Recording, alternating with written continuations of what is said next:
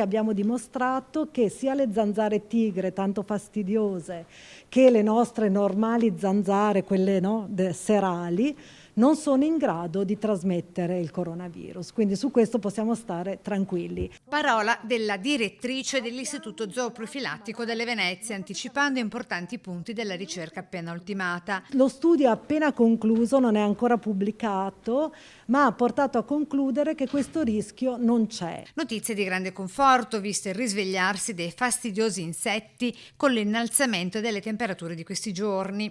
Le zanzare danno fastidio, possono trasmettere altre malattie, ma non c'entrano nulla con l'epidemia di coronavirus. Nemmeno gli animali domestici trasmettono il virus, ma al contrario siamo noi umani a contagiarli. Parliamo di gatti e cani, sappiamo che possono essere suscettibili, ossia possono prendere la malattia dal padrone, il virus dal padrone, possono infettarsi in maniera asintomatica o possono sviluppare una blanda forma respiratoria prevalentemente, ma non costituiscono un rischio di trasmissione di zoonosi inversa, diciamo così, dall'animale all'uomo. È il risultato dello studio del genoma del virus, da cui è emerso altresì come cambiando il suo ambiente vitale sia diminuita la sua carica virale, e cioè con il lockdown, il distanziamento sociale, l'uso delle mascherine e isolando i malati. Perché i virus sono fatti così, man mano che cambiano e passano da un ospite all'altro,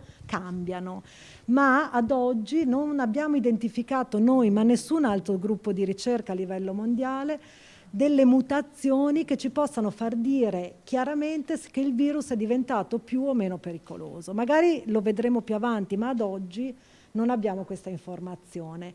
Certamente è cambiato completamente il nostro atteggiamento e abbiamo messo una serie di ostacoli al virus. Ostacoli che è bene perdurino, visto che il virus vive con le basse temperature, aria condizionata compresa. Certo è che se si creano le condizioni per cui si possono ridurre le dimensioni di queste particelle, pensiamo a una riduzione dell'umidità, per esempio, ci possono essere le condizioni in cui c'è un ricircolo d'aria forzata, ci può essere quello che in alcuni contesti è stato fortemente sospettato, come appunto nella nave da crociera, in cui ci possono essere anche, diciamo, una trasmissione per quella via lì.